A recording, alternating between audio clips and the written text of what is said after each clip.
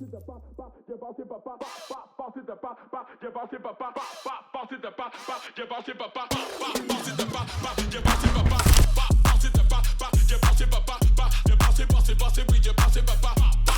right, Brandon, we're here, North Hollywood, in another studio, back at it again. What do you think today is going to be about?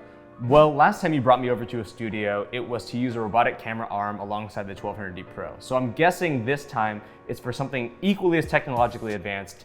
And given all the cool stuff happening in the industry right now, my first guess is LED video wall. Yes, virtual production. Everybody's been thinking about the future and how to innovate in a space that lets you pretty much shoot anywhere you want in the world, right? You could be in a club, you could be in a city, you could be in a dark forest, which is exactly where we were in these past few days at the time of this recording, where me and Justin shot the LS600C Pro commercial to show off the versatility of this new hard color unit, to show you how it can be used in a virtual production sense. You saw the commercial. How do you think we used it? Well, in each of the environments, you used more hard light than I expected. So I'm guessing this is where, instead of using a Nova P600C, which is a soft area panel light, the LS600C Pro, being a point source light and being modifiable with a Fresnel or with a softbox, came into play a lot more to give you those nice spots. You're gonna see how easy it was to fine tune the colors that we wanted on set really quickly, as well as seeing me, Justin, and Andy from Cinepacks pull together our collective brains to work in virtual production and learn Unreal Engine, because it's actually more accessible than you might think it is. Really? Okay, let's find out, Let's do it. So Andy, like Tue said earlier, we're here at Cinepacks Studios, which is your space. So why don't you tell me a little bit about yourself and about Cinepacks? My name's Andy. I'm a co-owner and co-founder of Cinepacks. We started as a digital asset company where we made like LUTs and stuff like that. And then we kind of branched out and started doing physical products, lens filters. And then we kind of just kept going and started making film studios, places for us to shoot our own stuff, as well as rent out for other people, other creatives to use. So this is our newest place. And we have a big video wall. One of the reasons that we're here today, like Tue had already mentioned, is because we're shooting with virtual production and your LED wall. So can you tell me a little bit about how you evolved into that? Yeah, so when The Mandalorian came out, there was a lot of kind of hype, a lot of videos, a lot of BTS that kind of explained the technology, but it seemed really inaccessible. That gave us the first kind of step into playing around with this tech. Yeah. So now when you're shooting at Cinepacks, you have everything you need, like on site, including the video wall, tech, lighting, etc. Yeah, pretty much. We have our own computer system that's loaded up with all the Unreal assets. We have our camera trackers that's rigged up to the lighting grid. We have our own in-house like rental, like grip and lighting. It's all Aputure lights. Our entire rental package is all Aputures. And yeah, we also have in-house cameras and stuff, so people can rent our cameras if they want to use our stuff. Okay, so people can come here for a one-stop shop for immediate, like moderate to entry-level video production for virtual production. Yeah. Okay, sounds cool. Let's get into the workflow for what we did for the past couple of days then. This is like a little cyberpunk Neo Tokyo type set. So this whole map was built using pre-made assets from Kitbash. Josh over here put in all the virtual production assets and settings that we needed to get the HTC Vive trackers to work. I made a 3D model of our video wall. It's flat on the first few panels, I forget exactly, and this is 5 degrees each panel once it starts curving, and then I just did the math in Blender, made it, put it in Unreal, and then it automatically just maps everything out. Obviously, what I see when I'm shooting as a cinematographer is I just see the camera, I see the wall. What goes into it from your technician side? Yeah, so we have everything running off of Unreal Engine here.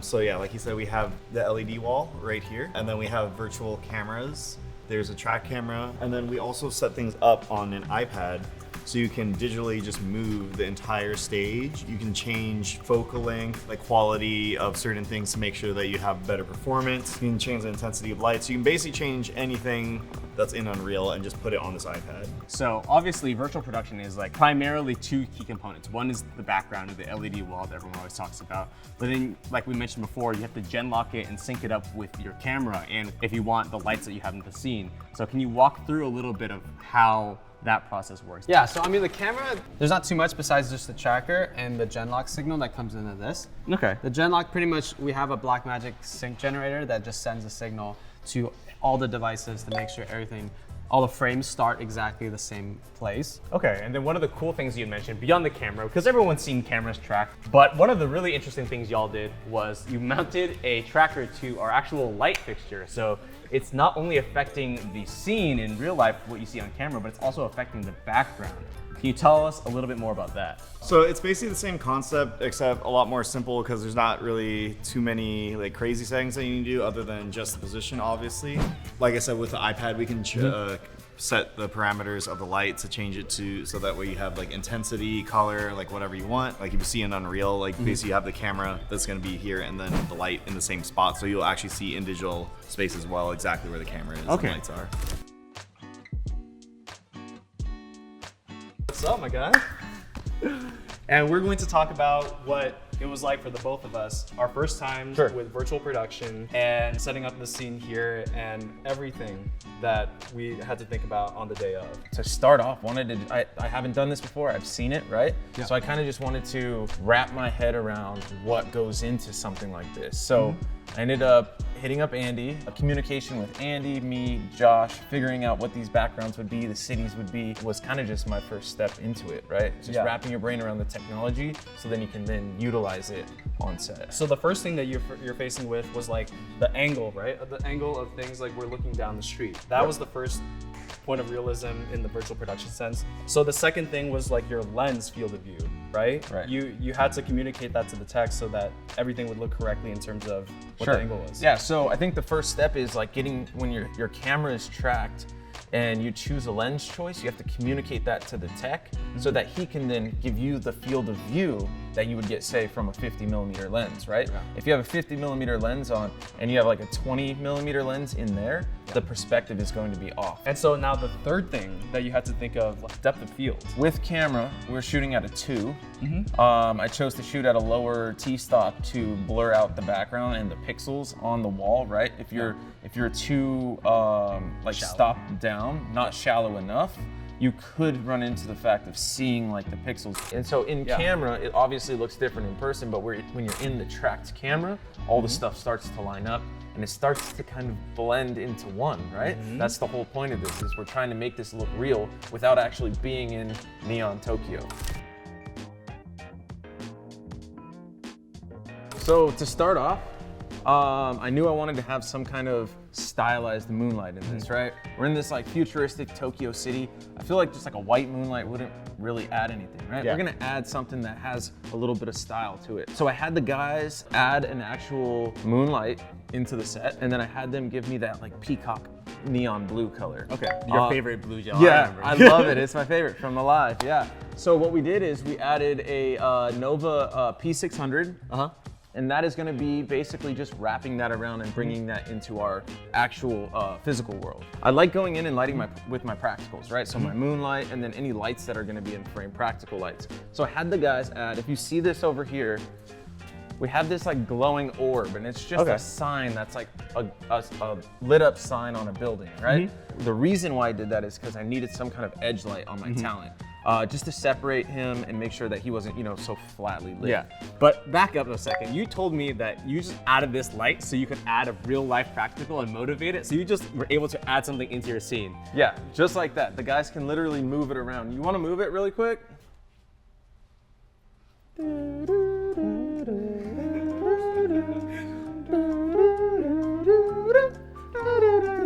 Oh, that would have been perfect if it moved. Now the light's gone, right? So you can see this is also emitting light and showing like the reflections on the bike. The reflections on the environment are also going to be added to this, but then we add the extra source to really just give that punch. So I had them just move that in here, stick it to the side of this building to give me something to motivate that backlight from.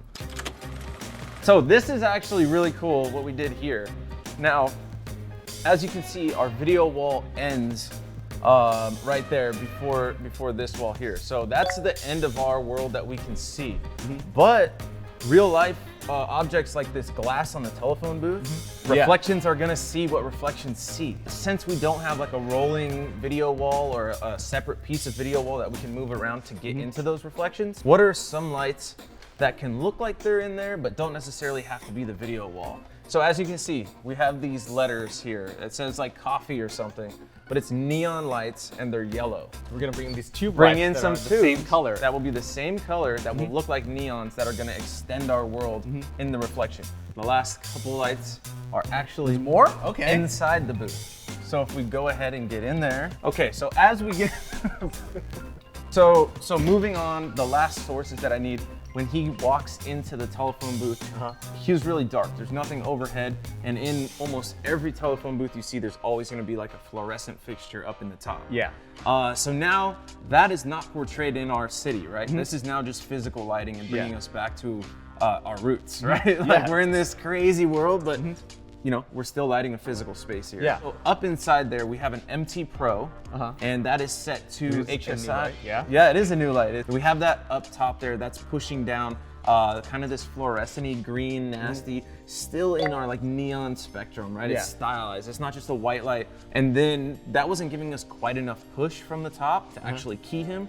So I put a little Aputure MC. Okay. Just like And brought it down a little bit. Brought it down a little bit, wrapped it around, and then pushed that with the same color. And that's gonna just give us that like city street feel inside the booth to kind of tie everything else together.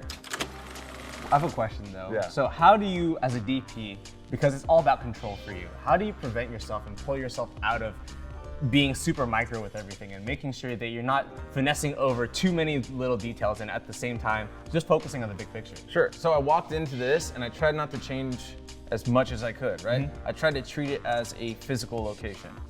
I think that was a really good way to keep myself from like, oh, I need that building moved. Oh no, now I need it moved back. Oh no, I need a light there. I need more lights. I need to change it, right? So I kind of stepped back from it, let the guys, the techs do their thing. And when I needed a little help, you know, they were there to help me kind of put stuff in its place and where it needed to be. So that's the whole breakdown of the lighting. This is how it turned out in the final edit.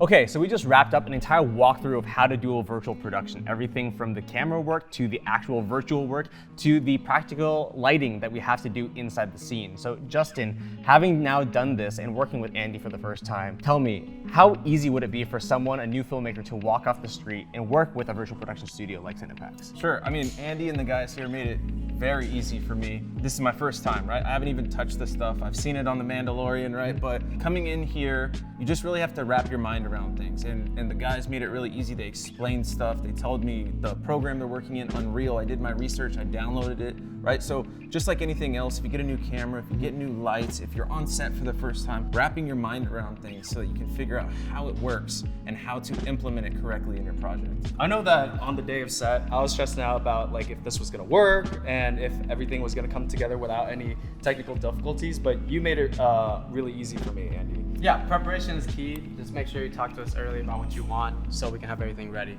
All right, so if people wanna find where you guys are online, where can they go? Sure. Mine on Instagram is @JustinJonesDP. On Instagram, @Cinepacks or @Cinepacks.studios. Sounds good. All right, that's the video. That's a wrap. We will see you guys later. Woo! Let's go. Yay!